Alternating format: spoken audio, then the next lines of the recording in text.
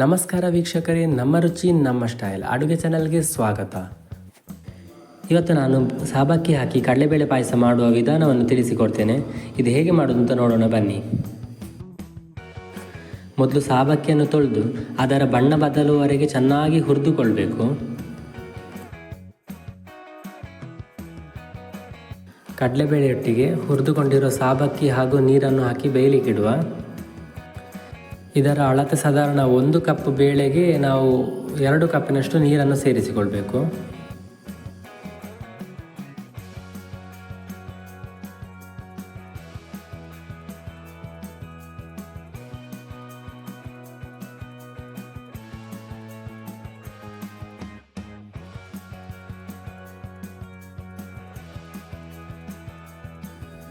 Okay, ಇನ್ನೊಂದು ಸೈಡಲ್ಲಿ ನಾವು ಬೆಲ್ಲ ಕರಗಿಸಿಕೊಳ್ಳುವ. ಬೆಲ್ಲ ಪಾಕ ಮಾಡೋದು ಬೇಡ, ಜಸ್ಟ್ ಅದು ಕರಗಿದರೆ ಸಾಕು.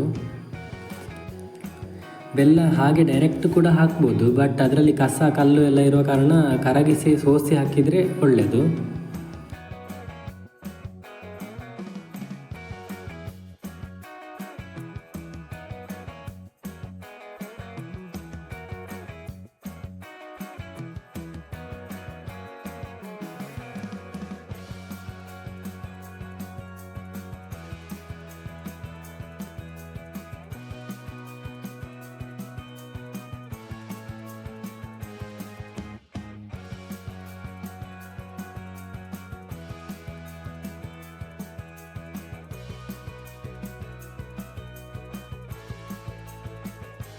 ಬೆಲ್ಲ ಕರಗುವಾಗ ಕುಕ್ಕರ್ ವಿಸಿಲ್ ಕೂಡ ಬಂತು, ಬೇಳೆ ಕೂಡ ಬೇಯಲಿಕ್ಕಾಯಿತು.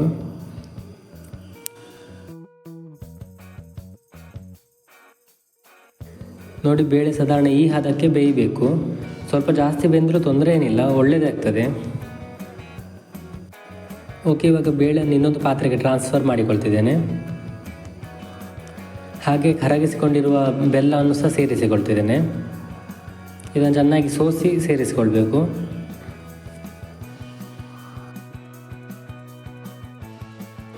ಹಾಗೆ ಒಟ್ಟಿಗೆ ಕಾಯಿ ಹಾಲು ಮತ್ತು ಏಲಕ್ಕಿಯನ್ನು ಹಾಕಿ ಕುದಿಸ್ಲಿಕ್ಕಿಡುವ.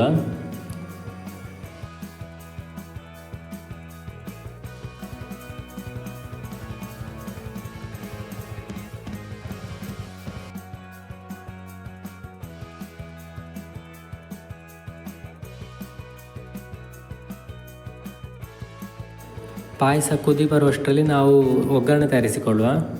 ಇಲ್ಲಿ ಒಗ್ಗರಣೆ ಸೌಂಟಿಗೆ ನಾನು 2 ಚಮಚದಷ್ಟು ತುಪ್ಪ ಹಾಕಿ ಇಡುತ್ತಿದ್ದೇನೆ. ಹಾಗೆ ಅದಕ್ಕೆ ಗೋಡಂಬಿ ಸಹ ಸೇರಿಸಿಕೊಳ್ಳುವ.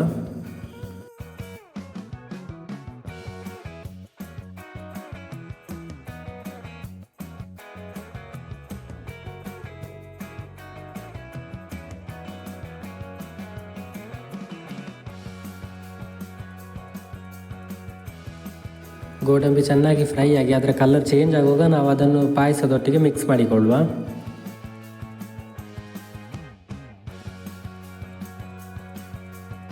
ಓಕೆ, ಇವಾಗ ರುಚಿಯಾದ ಸಿಹಿ ಪಾಯಸ ರೆಡಿಯಾಗಿದೆ. ಈ ವಿಡಿಯೋ ನಿಮಗೆ ಇಷ್ಟ ಆದರೆ ಲೈಕ್ ಮಾಡಿ, ಶೇರ್ ಮಾಡಿ, ಹಾಗೆ ಮರೀದೆ ಸಬ್ಸ್ಕ್ರೈಬ್ ಮಾಡಿ ಫ್ರೆಂಡ್ಸ್. ಬಾಯ್ ಬಾಯ್.